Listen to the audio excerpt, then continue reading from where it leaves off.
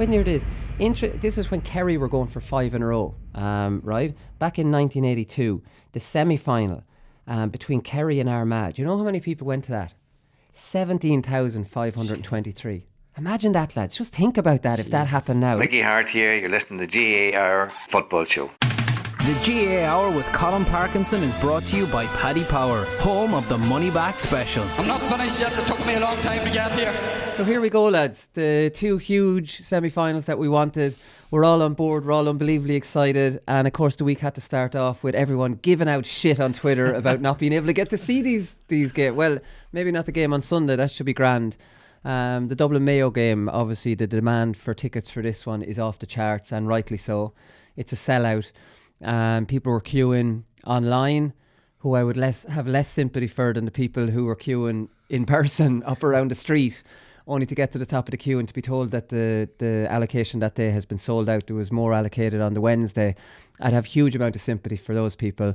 The people in the queue online, it's very frustrating, I understand that, but you've got your browser open, you're in work, you're just, it's a nice distraction. If you hate your job, don't be complaining to me.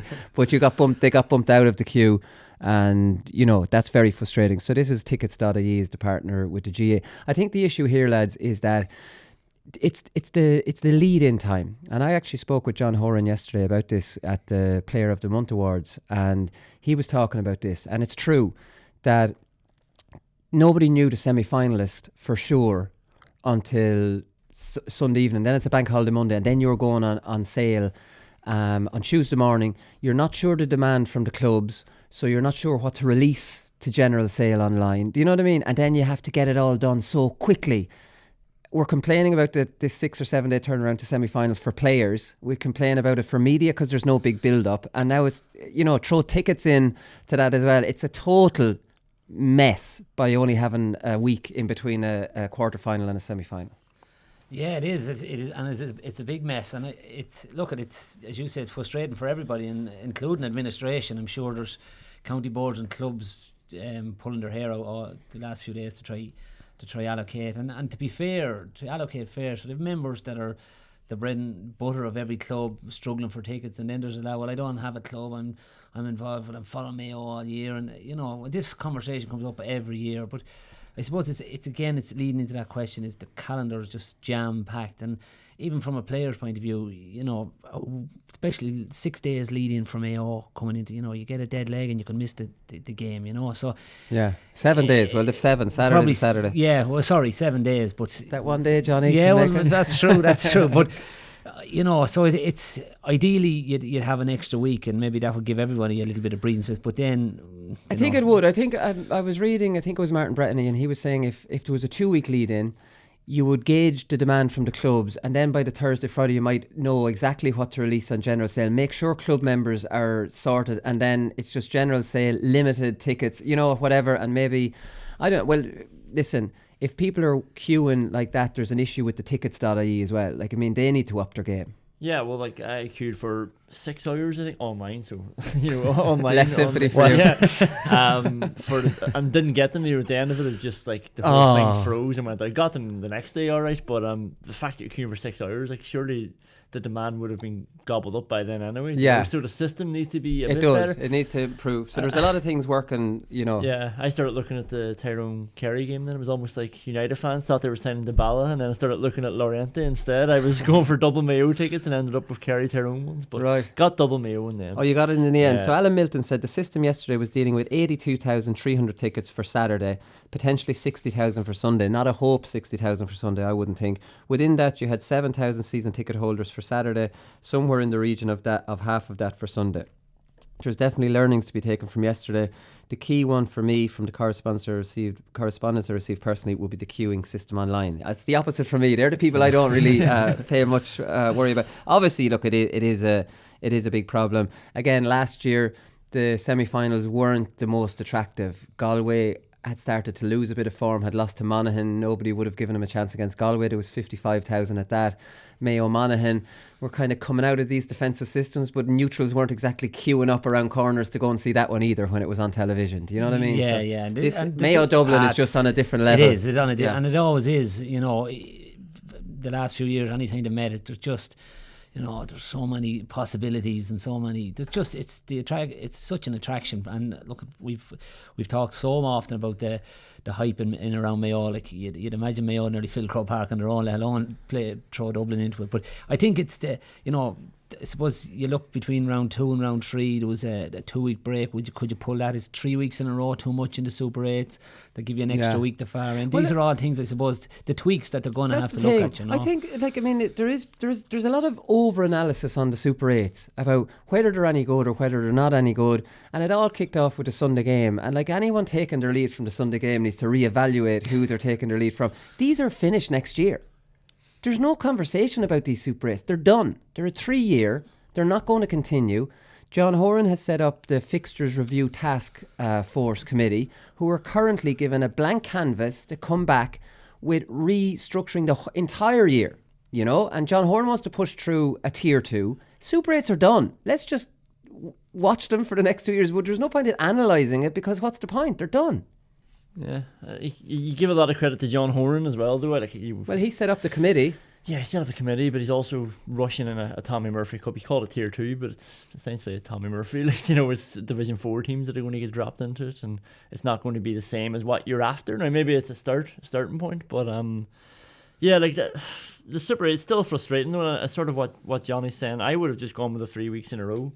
Like, I know you're right, there's no point in talking about it. My worry is that they might have just continued on. They won't continue on. No, they won't. Yeah. They won't continue on in 3 for past next year. There's too many issues with them. We could have done the 3 weeks in a row because 3 of the last 4 games were all dead rubbers anyway, so it wouldn't have mattered. Yeah, it wouldn't have mattered. And maybe it brings in to play the fact that it's a group stage. It brings in to play your squad a bit more. It's like, well, you know, you've got 3 games here in 3 weeks, so you sort it out with whatever way you want to do. Yeah.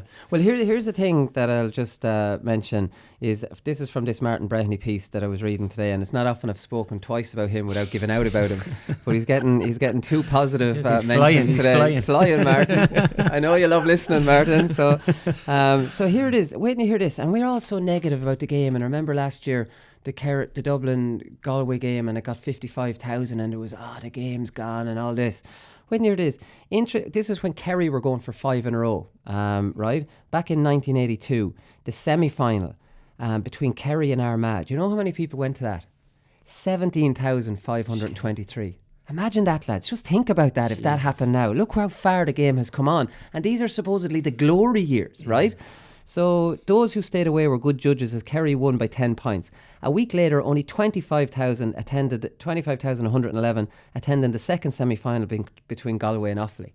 I was nearly bowled over when I was reading that. Like, I mean, and this when you think back about a lot of the glamour and a lot of pundits who glamorised these 80s, that's pathetic. The public had no interest in this 5 in a row from Kerry because they were just destroying everyone. The very same as what's happening now. Do you know what I mean? And some of the talk then, we don't show the games because it affect the crowd.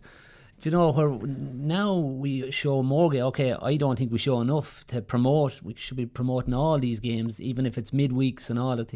But you know, now it's a glamorous thing. Now you can say, you know, the whole structure of the GAA has changed, and there's, you know, like in Kildare, I read we'd have over 8,000 kids doing cool camps this summer. So that's all promotion, and you know, they want to emulate the next, and that's a whole different.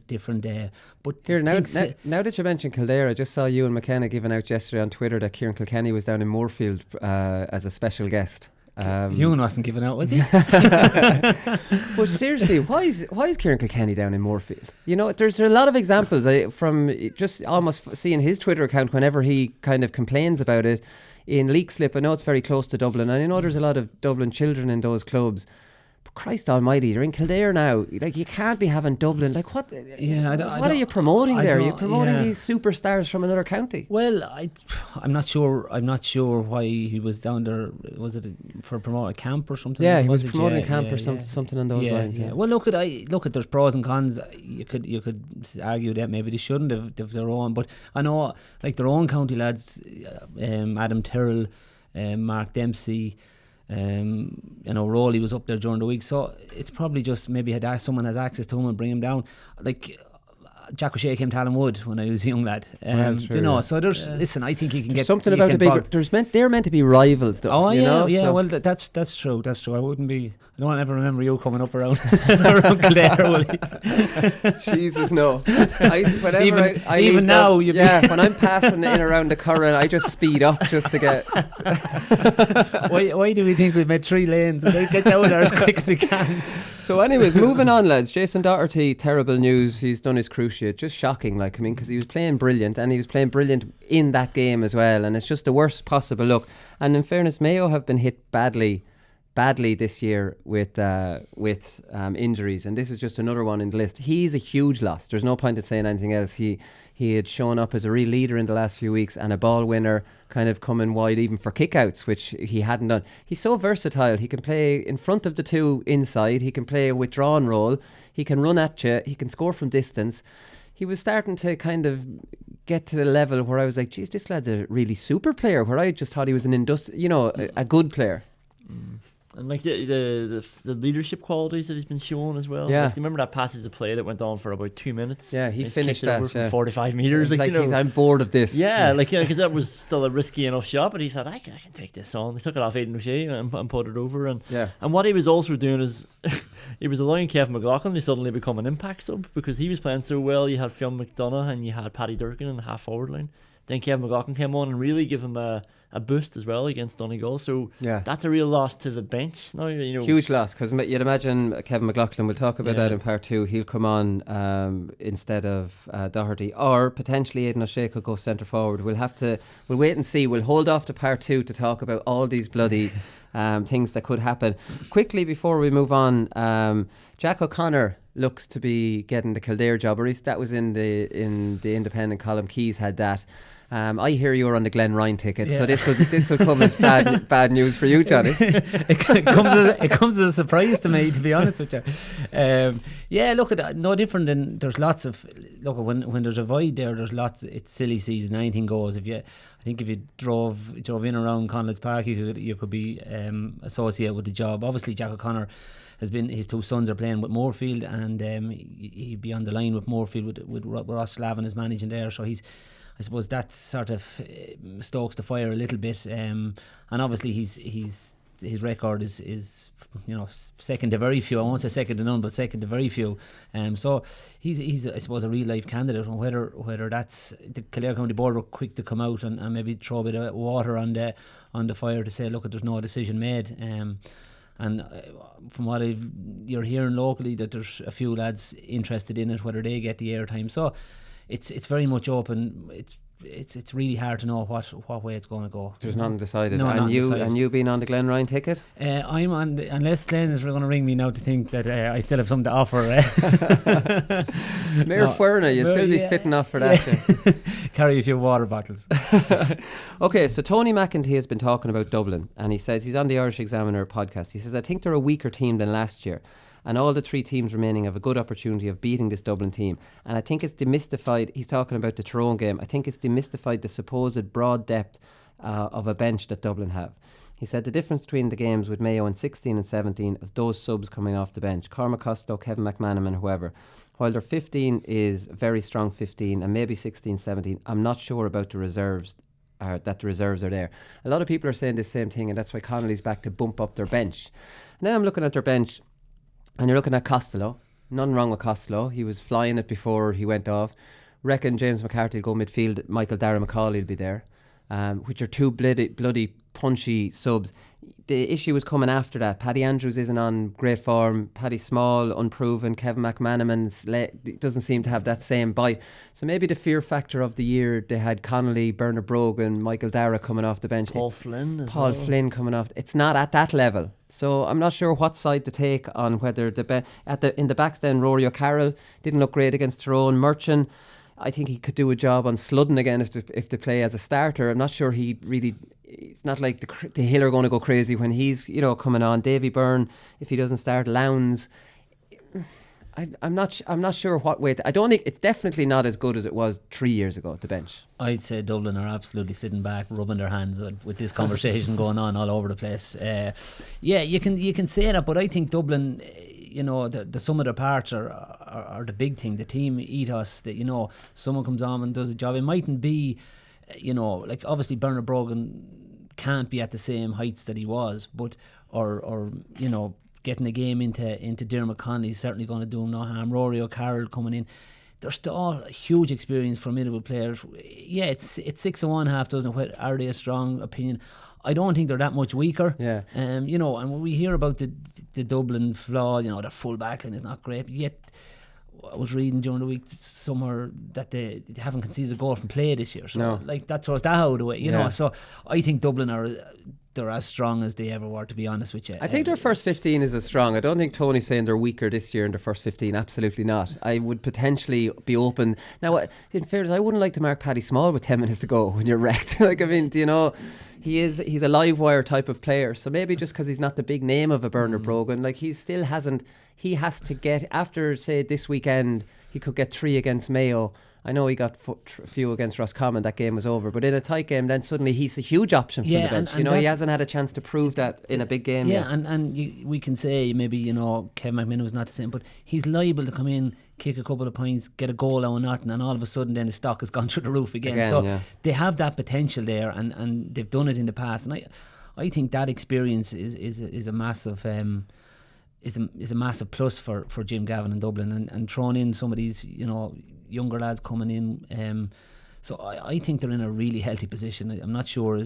All right, they might be a couple of % off being at their peak, but they're not too far away in my book. Anyway. Yeah, I think their peak team was 2015.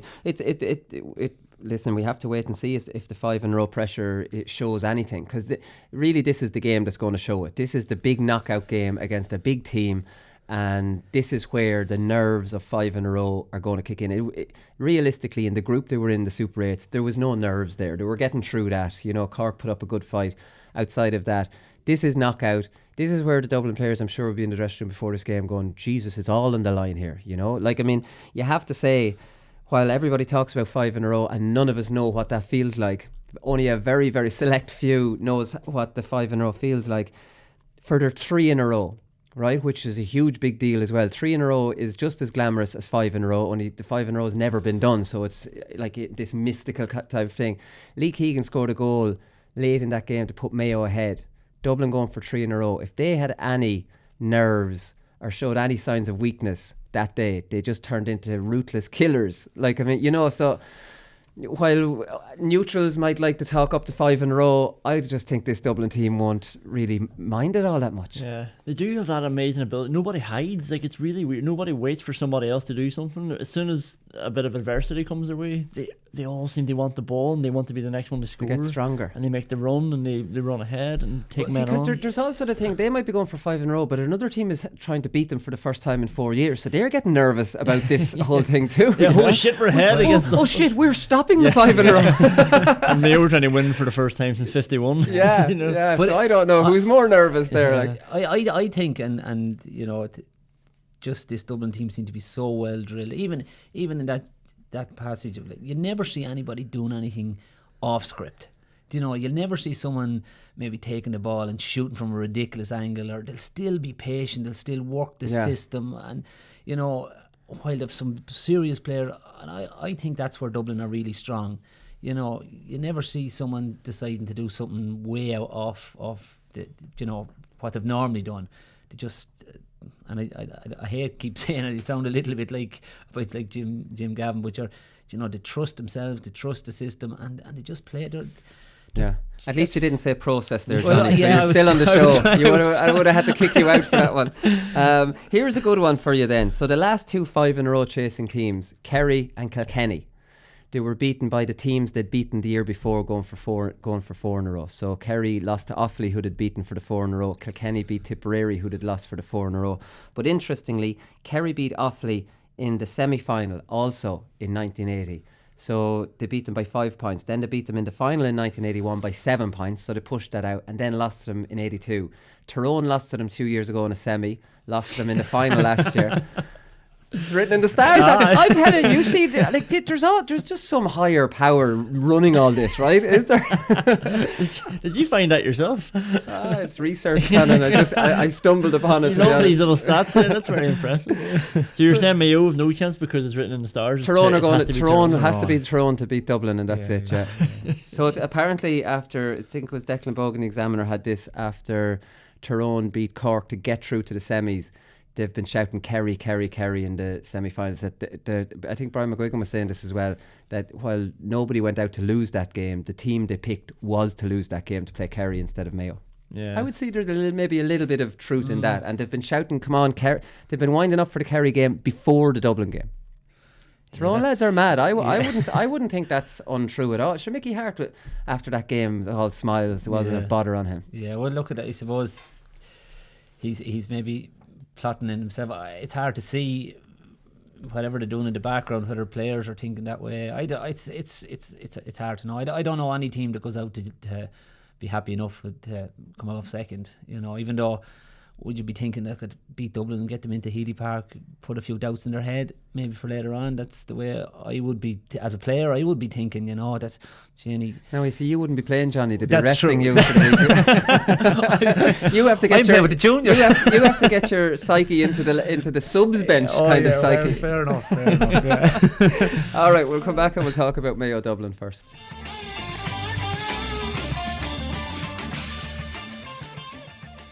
Okay, so Dublin Mayo, lads, this is the big one in Croke Park at 5 o'clock. We're doing Paddy Power predictions in these slots because we give one section to Kerry Tyrone and one section to Dublin Mayo. So Dublin are 1-5, Mayo are 5-1. The handicap here is 5 in this. In fairness, I think there's only been a point or a draw in every game outside of the 15 replay and the 12 one. Mayo won by 5. Dublin ended up winning that 15 replay by 7. But there was not. Lee Keegan could have put Mayo, was it 4 up with a one he put in the goalie's hands that year?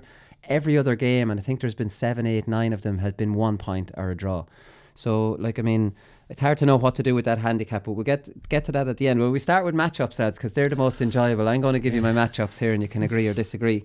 So Keegan on Kilkenny, are we agreed on that? There's some talk that people think that Keegan will go on Fenton. I think that's completely wrong. I think Fenton would destroy Keegan in midfield, if I'm being honest. This isn't like putting Keegan on Enda Smith. Enda Smith's more of a wing forward playing midfield. This is a specialist fetching midfielder who's unbelievably fast, and Keegan trying. I don't know. Like, I don't think Horan. Potentially, if Rochford was the manager, you might see that, but not. I don't think Horan. Well, the one thing Keegan struggled with against Murphy was the high ball. The high ball, so they were very risky to try. Yeah. Okay, so Keegan Kilkenny, we're happy. I've got Harrison on Mannion. I have Barrett on Con O'Callaghan. I have Higgins on Rock. I have Cohen on Howard, and I have Boyle on Scully. So Boyle will just let Scully off, and he'll hold the middle. But when you look down through that, just the defenders. Mayo have a decent matchup for most of their lads. Higgins and Rock in the corner, you might be a little bit worried about. You know, he'd have the size for him, but he's not the most disciplined defender in the world. I think Rock got a few off him from play in the replay that year, but they weren't really scores he was skinning Higgins for. They were like scores that were being thrown, you know what I mean, inside to him or whatever. Yeah, well, I don't think Rock will skin too many, but he's a great brain. He just ends up taking that simple pass and pulling the trigger, and True. I think that's where he's very good. You'll very seldom see him taking that on, but you know, so that's his game. The other ones, it's very hard. Harrison on Mannion. Is that what you're saying? Yeah, Harrison he's marked him before now, and I've seen Mannion in person in Croke Park take Harrison on, feel the strength of him and turn back. I've seen him doing it. You know, he Harrison's a physical matchup for him. He is, and he's very like Mannion is very, you know, he's so accurate off his left foot, but he seems to be very left-footed. He is, but he's so fast. But he is, and he gets a shot off very quick. But I like them. I like the matchups. I think that end of things are very strong. But it's the discipline side of things. You're going to have to be careful. Boyle can be, look, you'd love him in your team out, but he can be a bit reckless. Yeah, but he'll let Scully off. I think he'll let Scully go on into midfield and he'll cover the full back line. You'd have a slight worry about Barrett on Con now that Con has shown us his aerial strength, right? So if Dublin could identify, I think Dublin will identify that.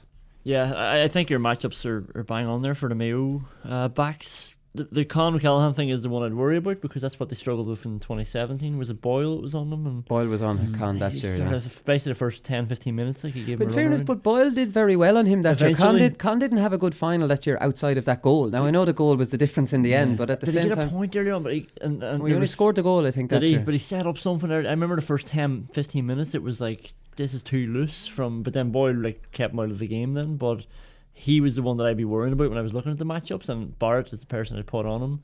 That high ball, you're right, is another option there for Dublin, but if Barrett is the man to do it, Barrett's strong enough anyway, so even if Colm wins it, he'll lean into him. He can keep him there when he comes back down. So here's the question then. So we've talked about all that, and I can't believe we're all in agreement on all that. But who's going to mark Fenton? Now I'm playing Ruan. I'm playing him. He looks sprightly to me. I'm giving him 45 minutes and run, and let's try and keep Fenton quiet in the opening half. I can't see either of the two O'Shea's marking Fenton. They wouldn't be able for him. Yeah, I'm of the same opinion as you say. What's in the legs? He looked sharp when he came on. Whether he's the full 70 plus minutes, maybe not. But here's then the thing, Johnny. Yeah, he had a collarbone injury, so he'd have been doing his running absolutely. training. He just wouldn't have been doing any physical contact, right? So his fitness should now match fitness, maybe not. Yeah. And then you see, there's talks of Diarmuid O'Connor. Would he be an option then, maybe to come in on him then with after 50-55 minutes? So that.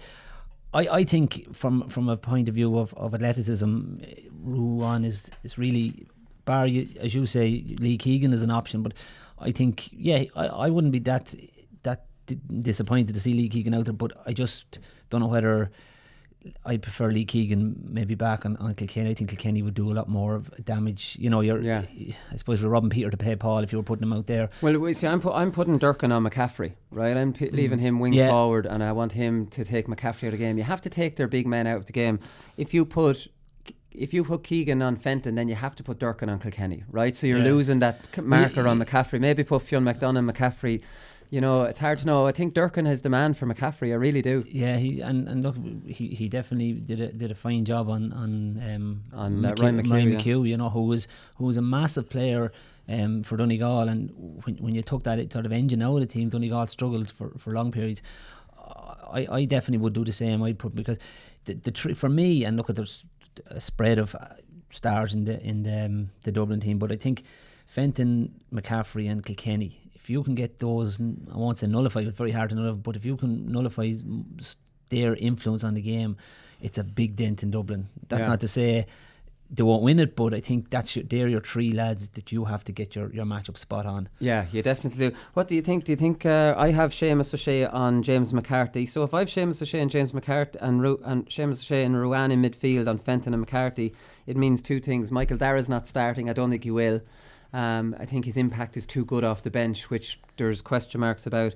And if Ruan and Seamus O'Shea are in midfield, when Aidan O'Shea is in the forwards, centre half forward, which is another big thing, because he's been playing so well as that kind of man in front of the half back line. You know what I mean? But I just can't see who Aidan picks up, either McCarthy or Fenton. I don't see him being able on the ground for either of the two of them. Could he not go on Fenton? He is our best defensive player. Too fast for him. I know. He's just too fast. Too fast for most people, but just instead of trying to free Aidan O'Shea up, it's like Brian Fenton is the most important player in Dublin. If we can stop him, then we've got a big chance. Aidan O'Shea is our best defensive player. Can you limit this guy for 45 minutes at least? Or take him out of the game. You will compete with him there. Yeah, I think you'd lose Aidan doing a lot of that work he does by having to worry about someone else. Do you know that kind of way? I think Aidan does his best work where he's kind of probably from centre forward, he'll get that free roll to get out and double up and tackle and do all that hard work. I think if he's on Fenton, he'd be too worried to do that. Do you know? Yeah, and is he? You're putting him a specialised man marking job really, and is he programmed to do that? Because probably it's easy. Not. It has to be a little bit in your mindset to be able to say, right, this is my job. Where Lee Keegan, all right, he will do that and do it all day. And if he doesn't touch the ball, he seems to be happy with that. This is my job. I'm not sure. I think you have to be a certain type of player to do that. Yeah, like I wouldn't see it so much as a man marking job as just like a midfield battle. So he's with him for the kickouts, and then after that, then he's getting back to his position. But he's still the one who's going to keep an eye on Fenton coming to the 15 metre line. I think if Fenton has pace built up, I think you have to sort of stop Fenton at source to stop though. And I know that's easier said than done. Like Jack Barry has done all right on him for just following him, following him, shadowing him. If you you need the he pace opens to up do that. He opens up them long straight. It's very very difficult. And you're talking. Or physically, I'd have no problem with Aidan O'Shea on him because there's none more physical than Aidan O'Shea. But I just think if you from pace and that transition from if Fenton gets on enough ball, I think he caused him too much problems. I think what Mayo did in James Horan's last stint was play Aidan O'Shea centre half forward and use him for kick out options. So he's running right and left. And obviously that age-old question the centre-back has, do I go with him? If you go with him, that's brilliant. It's opening up the middle. We don't have to give it to him. If you don't go with him, well then he's a huge target with somebody just staying close to him in his zone. I have a feeling he could be centre-forward. I have a feeling that if it was me as the Mayo manager, again, this is a big risk, right? Because he's played so well from midfield, and if it doesn't work, you're opening yourself up for all sorts of criticism. I'd have him centre forward, and for the last 10 minutes of the first half I'd put him full forward and I'd bang diagonal ball on him. They haven't done it all year. Dublin won't expect it. Half-time team talk with Dublin will be all about, he's gone in full forward now, who's going to cover him? And then he's back out midfield in the second half, to start the second half and keep them guessing. Like Michael Murphy was talking yesterday at the Player of the Month Awards, and he says you need to take risks and the risks need to come off. He's talking about beating Dublin.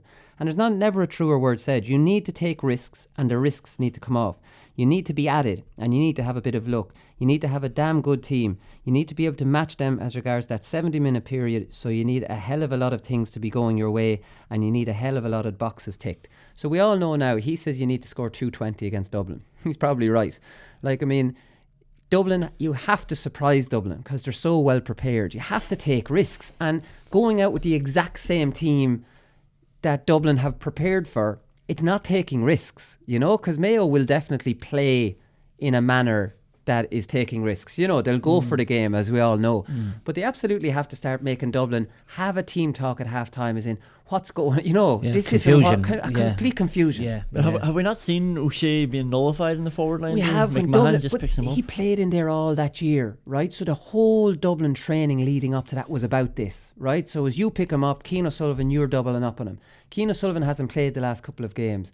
If he's in there now, and plus, this was a time without Andy Moran. So now who's doubling up on who? Is Andy Moran danger? Things have changed since then. And you'd be surprised how basic training can be. You worked for that because he played there all year. He hasn't played there. He's playing fantastic. I still think Dublin would be surprised to see him land in there. And I don't think they would have the same defensive plan around it. Yeah, but again, it's his, what ball you put into him. You'd have to be telling the likes of Paddy Durkin and Kevin McLaughlin to be floating them diagonal balls across to him, I'm only even suggesting this for 10 minutes here, 10 minutes there, just until Dublin react. And when Dublin react, then bring him, you know what I mean? Leave it up to Aidan even himself, Yeah, I definitely think it caused a bit of confusion, and he's a good pair of hands. If you can float that ball across to him, it certainly would cause problems. And if they win that ball in around there, throw it off to Fionn McDonough. Bang. And plus, practice that. He's so strong. If he wins that, he won't be dispossessed. And sometimes the referee, he doesn't get maybe frees he deserves. We would have talked about that before. But if there's players flying off him, he's an intelligent footballer. Aidan O'Shea is, and I'd be on Michael Murphy. I think they're going to have to get a couple of goals at least to get over the line. Oh, definitely. And Fionn McDonough is one of his greatest strengths is cutting like crazy in off that wing when a full forward gets it and getting a pop off him. You know what I mean? That's his game. And he can put it away when he gets in on his left foot. And so can Durkin. You have drive there, from those wings and those half forward slots. So they'll have the options anyway. They definitely do, because let's be honest, Mayo have failed to beat Dublin since 2012, if we're being honest, in 2013 in the championship. So I know James Carr is probably a big plus. He will take lads on all day long. He's a bit raw and a bit one-dimensional, but I think he can work against the Dublin backline that will give him a one-on-one option. And he only knows one thing when he gets the ball is to go past him, take him on. So you want to be on his shoulder immediately, you know what I mean, and try and get a pass off. And Fionn McDonough, I think, will give Dublin something new. Just what new stuff Mayo are coming with. How are they going to surprise Dublin, and how are they going to get goals? Yeah, and that's exactly, they're going, and that's going to be the interesting thing. What out of the box thinking are they going to come up with? And you know, we could talk about it all day, different things that could happen. It's going to be intriguing. It's going to be really interesting to see what tactics Mayo come up with. You know, are Dublin going to be sitting around the table saying, well, what if he goes here and then Mayo come out with just totally something different, or maybe go orthodox as they have been going.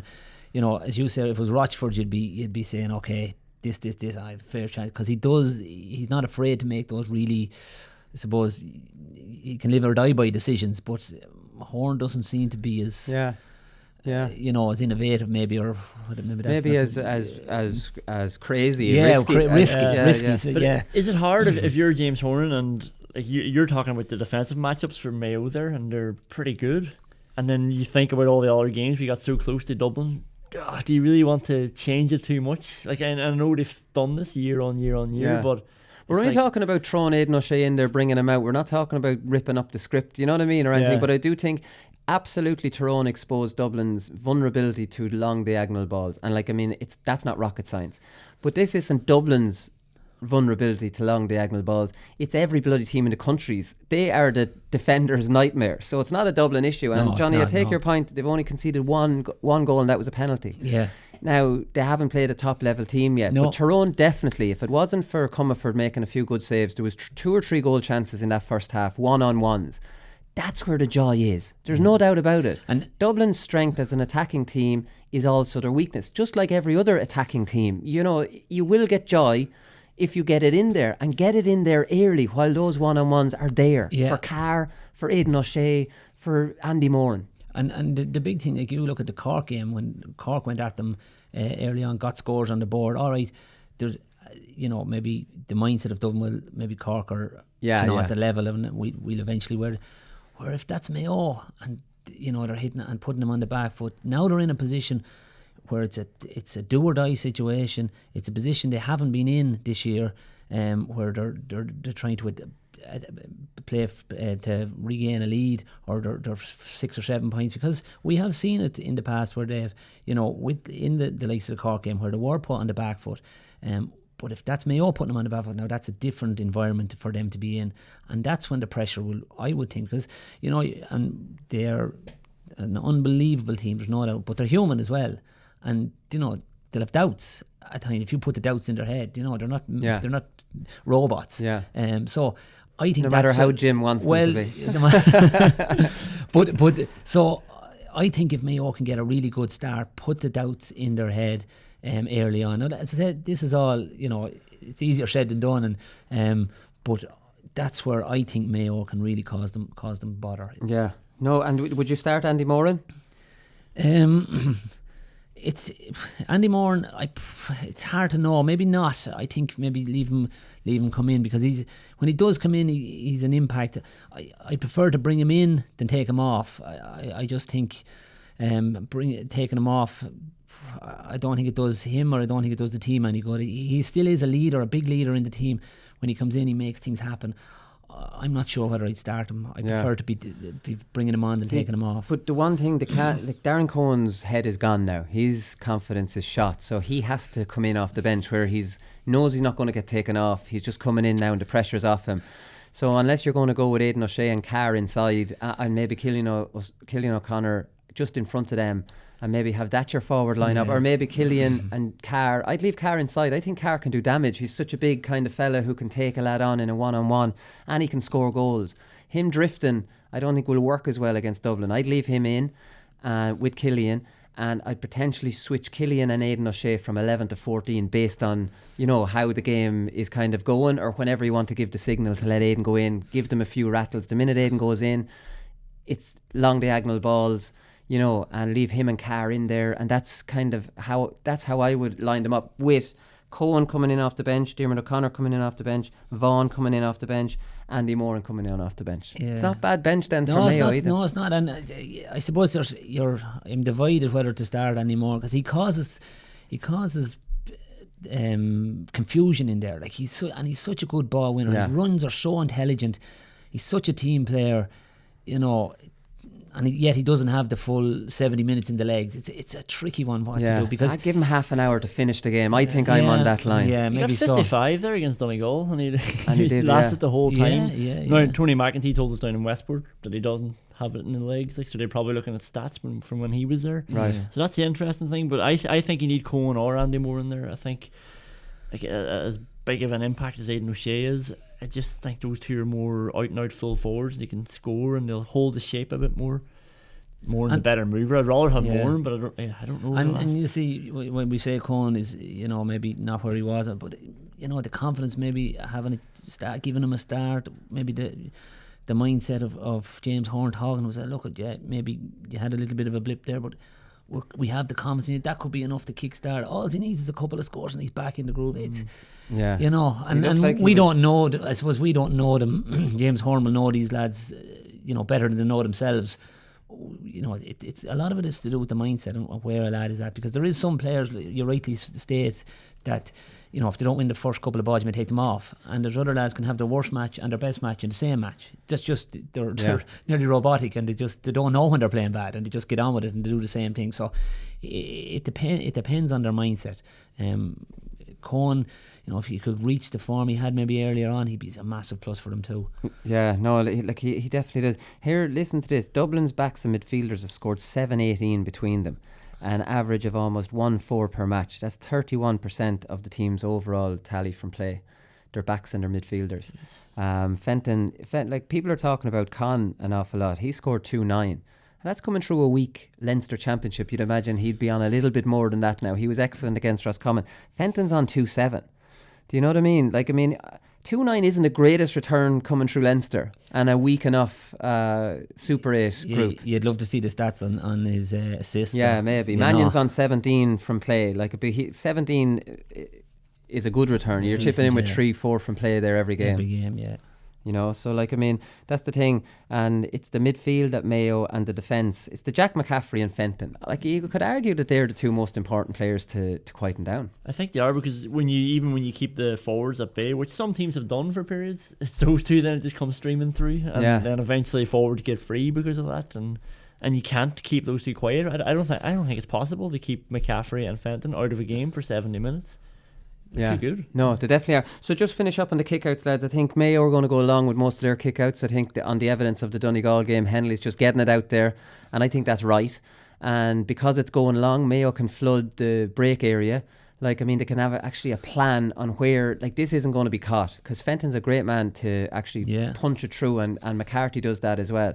So if it's Mayo's kick out, they know the side it's going, and they need to flood more bodies to that side for that breaking ball than Dublin, because Dublin are actually very good on the breaking ball, but they're very good on their own breaking ball. Do you get me? Yeah. So they know when Cluxton's going, they're underneath that, but you're dictating the kick out. You're giving a signal which side of the field. Fenton does, in fairness, love leaving his man and trying to get across to the other side. You know, these midfielders who are just, you're trying to keep it away from them, and he's standing in the middle of the field not wanting to commit over or back, because Fenton wants to catch every kick out. And it's like that. But that's it. It's the signal to either side, and it's to get enough bodies over in under that break, probably half forwards rather than the half backs risking getting in under it. Yeah, well, I think I maybe differ. I think that you're looking for that. If Henley's kicking it out, we'd say, as he's facing over to the right hand side, you often hear it called that ring of steel. So you've your half forward coming in case it breaks behind you, which it doesn't too often, and then or a half forward coming around to the front, to pick up the breaks, and or half back coming in. But I've no doubt they know exactly their calls on their kick out, because they have to know exactly where they're going every single time, and it'll be interesting to see, does he give away, is there a sign or a signal to say which way he's going, and obviously Dublin will be looking hard at that as well. For me, the short kick out, unless it's 110%, I don't think you do it. Not against Dublin. It's too risky. It is, and what are you gaining from it? Absolutely, you're not. You're just worried. Cluxton is nearly the only one you're like Rob Henley, you'll be looking from behind the couch. Hopefully this doesn't go, you know, because they'll destroy you every time. Yeah. You know, if you give that one chance away, it's in the back of the net every time. You know, so I wouldn't be put it past Dublin to launch in a few on the top of the square to Con and test Henley out as well, because he, like, let's be honest, the man's a human being, and I'm sure like while he had a brilliant league final and got that great save, he's made mistakes since then, and like he has to be nervous. Yeah, and that's what actually Clark gets a lot of credit for his shot stopping, but he also just cleans out that area. Calmness. Anything that comes out, yeah. he catches it or just empties everybody in sight and gets the ball away too. Yeah. And the short kick out thing, like the risk of conceding a goal or a point is way more than you'd probably score. From getting the ball at corner back and then working it up the pitch and scoring. Yeah. Like the amount of times you concede from that. Because coming up through the hand is letting Dublin filter back with you. And when you meet Dublin when they've 12 behind the ball, you ain't getting through them. Yeah. They're too big. Like, I mean, so it's brain dead going short with your kick out really against Dublin, isn't it? You're not scoring, you're tired then. Unless Dublin are after winning the last 3 or 4 and you need to gain possession or something like that. They're not in position and there's an easy no-brainer one. Tapping it out to Brendan Harrison or something like that he's on his own. Yeah. But I'd be sure he'd be out towards the sideline. I wouldn't be kicking it to him straight in front of goal. Yeah, no, they pop up during a game when the game's frantic and a score has come. They will come up. Right, lads, we'll get predictions. You could actually talk about this game for fucking 2 hours just on its own. Like, there's so much going on. So what we'll start with you, Johnny. Dublin 1-5, Mayo 5-1, and the handicap here 5. Whoa. Yeah, well, I think Dublin will win it. Will they win it with the handicap? I'm not so sure. I think it's going to be very tight. The whole romance in me would love to see Mayo, and I think they will be close, but I just don't see them beating Dublin on this occasion. I just think Dublin they're just too well drilled. I'm worried about Mayo's run. Alright, it can be momentum and it can be, but it's very hard to go on such a run and not pick up bodies, not pick up tired bodies, tired minds. While they will be absolutely gunning to get into Croke Park to play Dublin, as it's where everybody wants to be, packed house. I just think over the 75, 6, 7 minutes, I don't know whether they just have enough in the tank for a win. Okay, so you're going to get them Dublin and the 5? No, I'll go. Give Mayo a 5-point head start. Yeah, I just about. I'm on the edge. Paddy Power are always good with those handicaps to make you think. Conan, what about you? Yeah, I'd definitely go Mayo +5. Like, I think that's very generous for them. I think Dublin will win, but I thought it would just be a point or two. And Dublin have never beaten a handicap. I've never not beaten a handicap this year. Oh, that changes things. They've beaten every handicap. Yeah, but Mayo were back, will they? They were like that intensity they brought against Donegal. That's the best of Mayo, and when the defence is on top, and I think they'll have that again on Saturday. I just think it'll be midfield where Dublin will win it, and I think that'll be a point or two difference. Yeah, okay. I'm on a similar line, lads. Mayo +5, but Dublin to win is my prediction. I fancy Mayo with a +5 start. I think we haven't talked about the weather. The weather forecast is for wet. I'd say Mayo fans would just be praying for a wet, blustery day, seriously, and turn this into a battle. Too. And let's see, because let's be honest, Mayo's battling qualities, like when it gets into a battle, that's where they have their biggest chance. If it's a lovely day, like there is a time Dublin are going to put this Mayo team away and stop annoying us now. You know what I mean? And give them a bit of a licking. That's coming. Don't think it's not, because with the age profile of the teams, you just hope that Mayo just have another year of turning it, a wet day, turning it into a dogfight. And Mayo in a dogfight have a great chance in any game, and that's it. Donegal learned that hard lesson themselves, you know, in Castlebar. So look, we're all on the same wavelength here, lads. So we'll leave it there, and we'll come back and we'll talk about the other semi-final.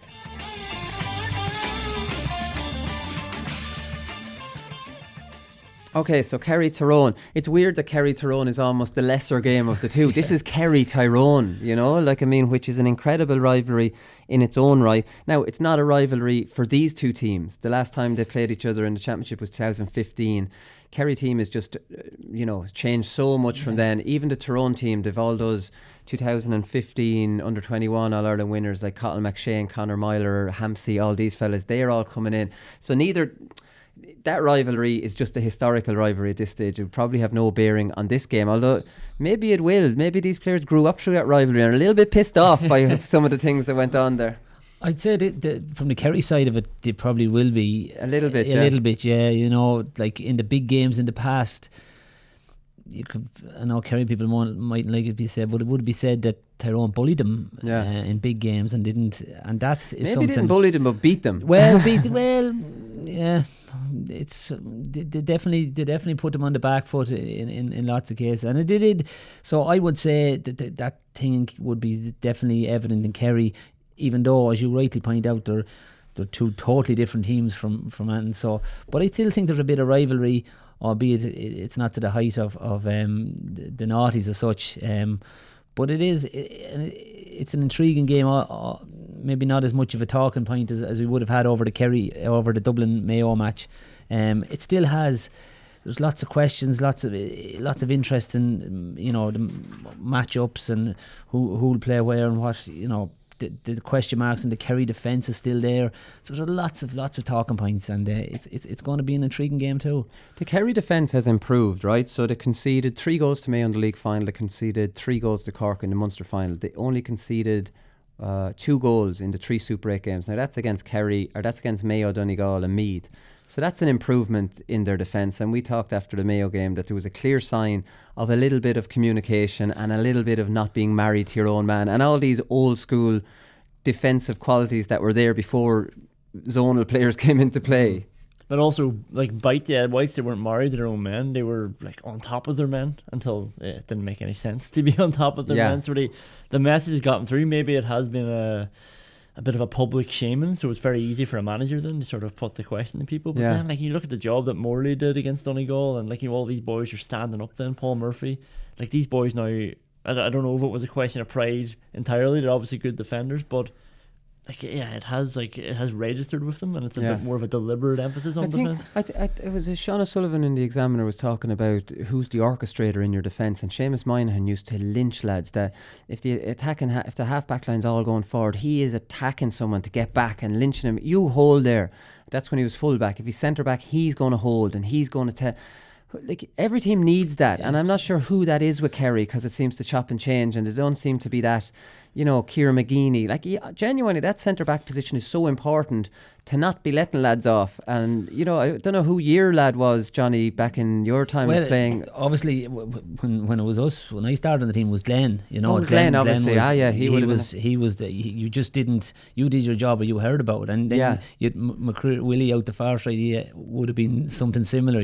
Just totally just pinch it to the ground if you didn't do managers your job. on the field, absolutely, like, get back, cover, but it wasn't next time. you knew your job, and if you didn't, they let you know very quick. So he's right, you do need someone, and that sort of leader, talisman in the defence, it's not that evident in the Kerry setup, and it certainly has improved, and as you said, the stats are there, but it's not fixed. By, like, you look at the Meath game, like, Meath could have been in for easily another 2 or 3 goals the last day, and alright, it's it was a dead rubber game and all that thing, but in a dead rubber game, that's an opportunity to really work on what you'd been working on, to really where we're weak, and I'd be nervous of that Kerry defence still. I'm just not sure that they are. Like, they might get away with it against Tyrone. Well, the time for blindly following your man against Tyrone isn't the right thing to do against them, because let's be honest, Tyrone tried to change their game plan. They won't go back to the other game plan. I think Donnelly and McShane will start inside, and they can do a lot of damage. I think everyone else will defend. So there's going to be a huge disconnect between those two, and that's going to be a decision Tyrone have to deal with, because I think they'll be so worried about the Kerry defence. I think they will work it to a point where Kerry have men back, and then they'll kick it to the 2 lads inside. I don't think they'll try and fill that gap. I don't think they will. I think everyone else will defend because of Clifford, because of Geaney, because of Stephen O'Brien. They're just too conservative. They probably think we'll get the defence in order, and the 2 lads will do enough damage on the other side when we get up close enough to them. Now, obviously, from the Kerry point of view, Tyrone can't kick that far, and Kerry has to leave 1 man back covering those 2, or that's just madness if they don't. So then Tyrone have to work it up through the hands and then start giving in ball when they get up a bit further. Kerry have to have enough kind of bodies back to be able to deal with that at that stage. Yeah, I think that's where a good centre back's going to come in handy though, because we talked about McFadden just sweeping in front of the keeper essentially. Yeah, I think Crowley can hold that centre. He can hold the centre, but he also doesn't want, like, if Kerry are rightly maybe holding a few men back instead of blindly following Tyrone, you don't want them all just sitting back inside the 45. You need to meet them at the right time so that ball to McShane they'll leave one back covering, and everyone else will attack, because I think Tyrone don't have the kick pass option. So Kerry will come back with them as their, you know what I mean? Attack. I do think from an attacking point of view, Kerry will leave Clifford and Spillane inside, but they will fill that gap with O'Brien and Geeney, right? So I think Kerry have a kick and attacking game plan, and they'll have a running game plan. Tyrone will only have the kicking game plan when they get up to the 45. Do you know what I mean? They can't move the ball down fast. Now, obviously, unless they're just banking from set plays like kickouts, they will get the one-on-ones and they will have their half-forward line in place from the kickouts. So they may be thinking, right, James Morgan, let's get it long and let's try and get some ball up the field, and that's where we'll catch Kerry. Yeah, well, I certainly think it's you know, like Tyrone are not going to deviate too much from what we've seen so far. And in fairness to them, they're good playing the ball through the hands. Then it's the decision making, where do Kerry pin them, and they have to pin them aggressively, because they do, coming from that half back line, Tyrone's half back line, they're athletic. They do, that's their bread and butter, is running attacking teams at pace. And I'd be nervous if they get a run in Kerry, if Kerry sit too much back, and let them run at them, they'll cause them trouble. But how far do you leave? Obviously, as you say, they're going to leave somebody sitting in front of the two boys. But in Croke Park, just having it even 3-on-2 can be tricky. Yeah, we see Tyrone won't kick it from that far back. If you've got one mark and two, and there's a big disconnect, then Tyrone will not kick it. It's stupid. But they have to work everything up to a point where they can kick a good ball. And I suppose it's that point is where do Kerry meet them at that point? While they do have to and stop, because all it is an overlap, a ball put into a forward coming on, and all of a sudden then he has that time in around the middle of the field, has the time and space to play that ball in. And even if it's 2-on-1, if you have McShane in there and you're putting a ball in space, I'd be confident of them even in that, because Croke Park is so big. So it's just how Kerry defensively deal with it, how far to push. Can they get it stopped? Can they get it slowed down? Where Tyrone, if they break that gain line, and all of a sudden then they're in a great position with maybe the Kerry defence or to pull apart. Yeah, that's the thing. So Tyrone are thinking, right, so that's grand, we'll work it up through the hands, we'll commit everybody forward, everybody that we can. Kerry will in general pair off pretty much with them, so that kick pass will still be on when we get up there. That's kind of the way Tyrone are probably thinking that when McShane does get it in his hands, he can roast Morley or Foley. You imagine Morley and Foley will be the two to mark McShane and Donnelly, and that's a bit of a mismatch with the strength of these two fellas and their ability to take you on. Yeah, and I think that's the real trump card for Tyrone is getting them two boys on the ball as much as possible in a threatening area. Again, easier said than done, but I've been, from a Kerry point of view, I think them two lads alone, the way Tyrone play their game, can cause Kerry, where a defence that is not full of confidence, can cause them a good bit of bother. Yeah. No, listen, what do you think of the matchups? Who will mark Clifford? Ronan McNamee probably got the size. You'd imagine he's going to mark him. McKernan on Spillane, maybe. I was thinking McKernan on O'Brien. McKernan's been playing in the half-back line. Maybe Hampsey might mark Geeney. He might mark Geeney. They're probably their three best markers, Ronan McNamee, Hampsey and McKernan, right? Or McKernan's probably more of a wing-back. I don't think he's a brilliant wing marker, but he'd probably the best one to mark O'Brien. Frank Burns definitely isn't, because he hates marking his man. I'm not sure if McGeary... I think Tiernan McCann might come back into the team for this one. He's a guaranteed starter usually. He's been out since the suspension he's been out? It has been since the suspension, yeah. But I think Kieran McGeary is a serious weak link in that defence if he plays there. Yeah, but what a lovely man Tiernan McCann is to bring on as well. That's the sort of thing. You're looking at Tyrone's bench, and Hampsey hasn't always been starting. Richie Donnelly was class the last day. Tiernan McCann, if you can hold those boys in reserve somehow, it'd be a brilliant boost to bring them on with 30 minutes to go. But yeah, you're right, Kieran McGeary is probably the one I'd be looking at as well, and maybe thinking about bringing. I'd bring Tiernan McKenna, to be honest. Yeah, the Shane Ryan kickouts, few bad ones against Meath. Hard to know what he's going to do there. He seems to be dodgy in the short ones. Here's the thing, right? Why is all these goalkeepers who are not great at short kickouts trying short kickouts? Like if I was a corner forward, right, and the Gooch is a corner forward and he can do things I can't do, would I continue to try and do things the Gooch do, or would I say to myself, what am I good at? What are my strengths? Like, this is everyone trying to copy Cluxton and they're not able to do it. Yeah. Whereas out the field, if you were to use the exact same example, you say, this is crazy stuff. Be your own player. Yeah. Do what you're good at. And you wouldn't be allowed to do it either. A manager wouldn't let you, no. The other side of it is, I'd ask a question is, why are some support, like they're inter-county goalkeepers? It's like saying, Dean Rock's a free taker, but he's not great at. Do you know what I mean? Like that's a massive part of the game. Yeah, it's nearly more important than. That's the classic. Yeah, he's on the freeze. He's not great. Yeah, like these guys should be. I remember years ago reading John O'Leary's book, and he was. Obviously, it was a different game and everything. He did all rugby boots and drive down. But his strategy was he used to kick in. So he'd work and he'd try to kick the ball over the bar. So that was his target. So he'd move along the line. So he was trying to hit targets. He said, that makes sense. You know what I mean? So I just don't get it. That they are all improving at it. But I'm saying when push comes to shove, some of them need pressure and there's Now, it is when there's a zonal press on you. Yeah, there's no target. I just can't comprehend. I'm not great at them. There's a zonal press, and I'm still going to try and force this through. And even where they're giving it, they're giving it straight to the full back. Like you're thinking, if God Almighty that says you have to give it out, you put it to the corner at least. Yeah. And you're kicking it into the corner that you're coming. So if I'm right footed, I'm kicking to the left corner back as I'm coming. Other than that, you don't give it. Put it out 50-50. And then nobody can criticise you. And if David Moore doesn't win it, what more can I do? But I think this will turn back around, lads. I think this is a phase, these obsession of short kickouts. I think some goalkeepers are going to start getting known for long kickouts, and the opposition's going to prepare so much for the long ones, these short ones will appear. Do you know that? And then you can tap it to the half-back line because there's no big zonal press. They're going to be worried about where the ball, the two areas the ball lands. They're going to be flooding those areas, the opposition. I think if Hennelly was to find his own niche instead of copying, Cluxton, and say, what I'm brilliant at is long bullet type kickouts, and give 90% like that. And now all of a sudden that big aggressive press will be gone. And now suddenly those tapping little, ones will appear over the course of a year or two.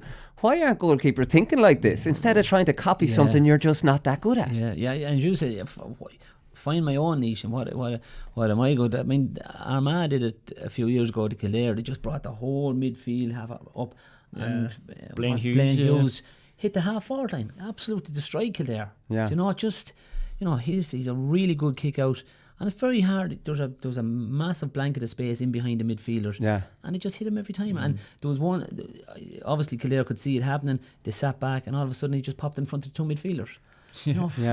Simple things like that can be. It's their match when your own kick out is vital. It's like getting a free around the middle and just driving it in. 50-50. You would get away with it the odd time, but you have to win your own kickouts. Yeah, no, I completely agree. So, who do we fancy here, lads? We'll have to get. This is a much more difficult one to call. Talk away there, Johnny, while I find the odds that I've put. Yeah, I thought you were going to give me a hand with the odds. It is, but I think it's. No, you can stop. I have them. Deadly. I can put my politician's answer back.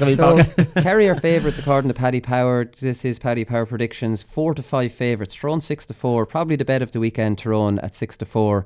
1.5 to 1 against Kerry.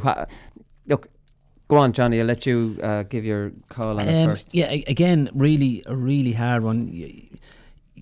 You're thinking, obviously, the easy thing to say is that the Kerry forwards, if they click, which they've shown lots of times this year when they do click, there's some serious. They wrote off. Some of us wrote off Paul Gini at some part of the year. All of a sudden then he comes in. Oh well, I was dropping him for the Mayo game, wasn't I?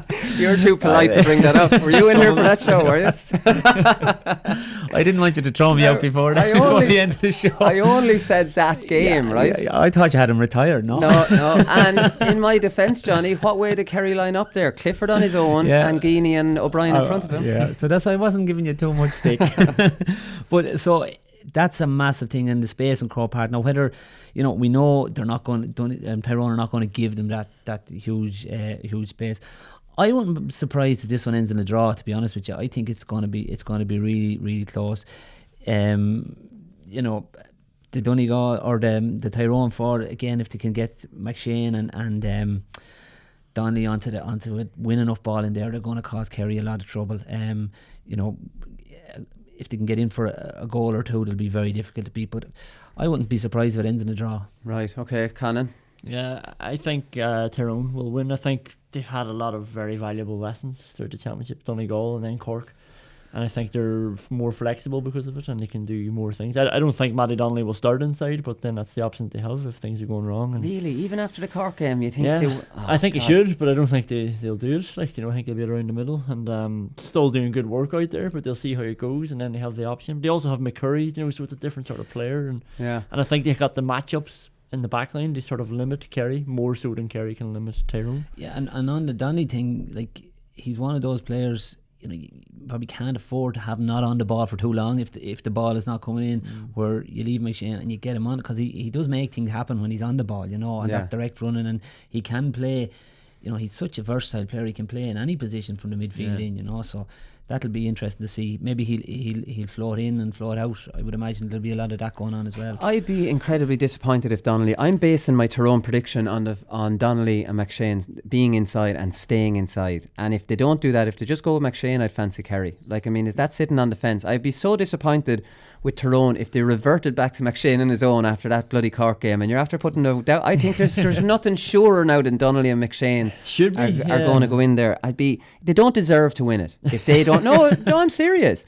They don't deserve to win that game if they go with that same lineup as the first half against Cork and ignore the second half lineup. They don't. That is conservative football at its absolute height, and it would make me sick to see that. It would. Swear I would have no sympathy on them if they lose. I don't think they will. I think Tyrone are longer in the tooth. I think they have to for their progression as a team. They've lost semi-final, final. They need to win this. Kerry are coming. I don't think now I know they're a crazy county and they have to be contesting finals.